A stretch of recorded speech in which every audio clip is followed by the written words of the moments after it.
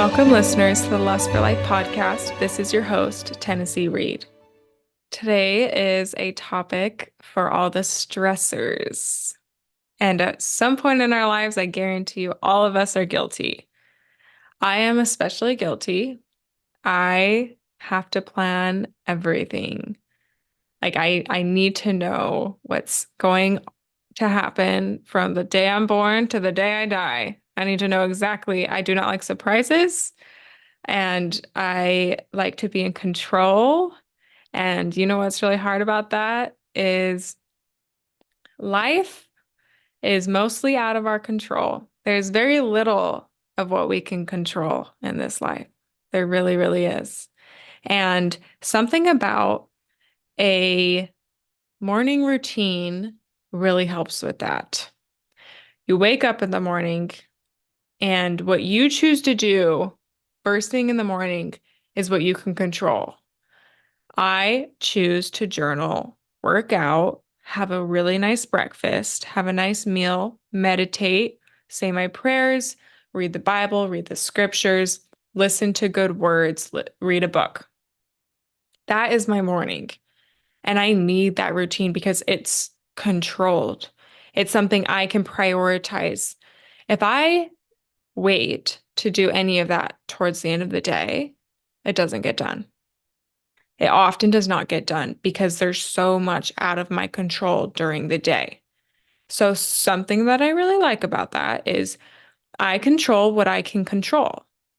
Everything else is out of my reach. And I'm okay with that because I got the most important part of my day done first. Another concept that really helps with my general anxiety sometimes that gets out of control of trying to control everything is the concept that what is meant for me will be for me. As long as you are doing everything in your power on your end, what is meant for you will be for you. It's in God's hands now. If you are, putting half an effort into applying to medical school or applying to a program, you're not really putting your full effort in. So you can't really say what's meant for you is meant for you because you're not controlling what you can control. Control your application, control your input, and then accept the output. I am currently applying to my doctorate program for nursing. And I started to get really anxious about this the other day. I put a lot of effort into my applications. I put hours and hours. It took me months to complete them actually because of how much time they took. And I said to myself, what if I don't get in? I put all that effort in for nothing. What if I don't get in? I'll be crushed. I'll be absolutely crushed. And then a thought popped into my head that my coach taught me. What is meant for you will be for you. And learn from every experience. So if I don't get into NP school, either I can reapply and have a better application, or another opportunity is waiting for me that I'm missing. What if I'm not meant to go to NP school? What if I'm meant to be a podcaster the rest of my life? What if I'm meant to start a different company? What if I'm meant to start a different business? And whatever you choose, put 100% effort into because you're controlling what you can control. And the outcome is the inevitable outcome, and it's out of your control, and you just accept it. An experience that I had this week also that was a bit stressful for those dog owners, those dog parents. I had booked our flights back to Utah, our home state, all the way back in August, knowing that it was going to be crazy around the holidays. I just didn't want to deal with it. And we have a little Scottish Terrier, a little 20-pound Scottish Terrier. We can just carry her onto the plane with us. And Jake and I both looked on the Delta website, and we're pretty detail oriented. I feel like we don't miss things very often. We both looked, we read through the whole thing about how to carry our dog on the flight, what qualifications, the exact measurements for the carrier. And we were pretty confident that all we had to do was go to the airport, check her in, and pay the fee, and then she's on the flight. Didn't even think twice about it. We happen We happened to look at the website a few days ago, and there was a tab in the website that we both swear was not there. Swear was not there. It said book a pet. We go into that tab, and apparently we were supposed to call and reserve our pet because there's only a certain amount of pets that can be in each cabin. So with the main cabin where we booked, only 4 pets are allowed.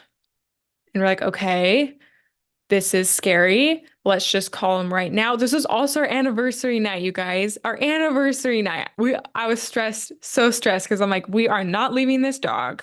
She is my best friend. I cannot sleep without her. We are taking her.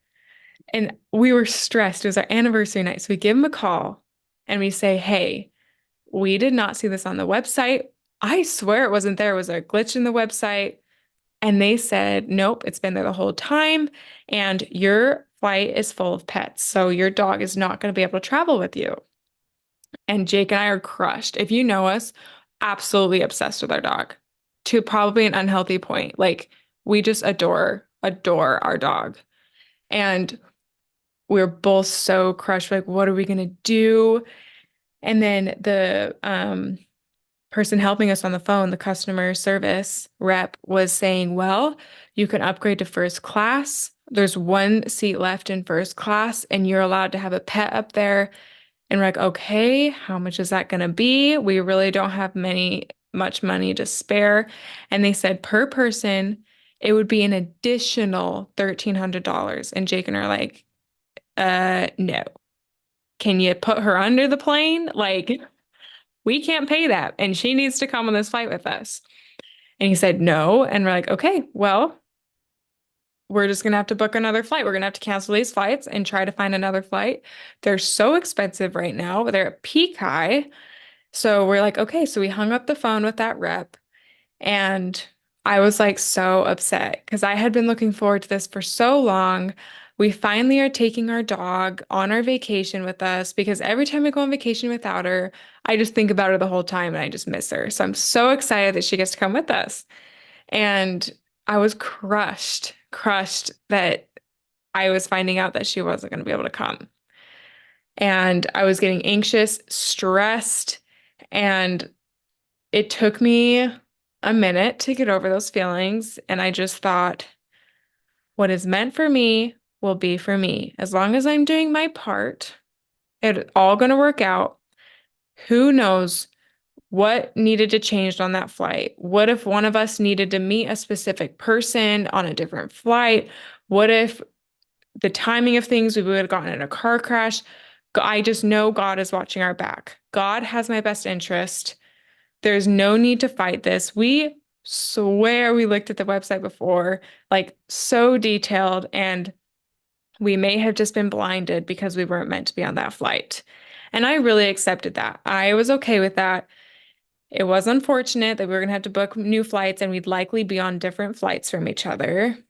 And I just accepted that. But the other half was I needed to do my part. So Jake and I called back like 5 more times and we're checking in to see if anyone had canceled their pets. And no one had canceled them.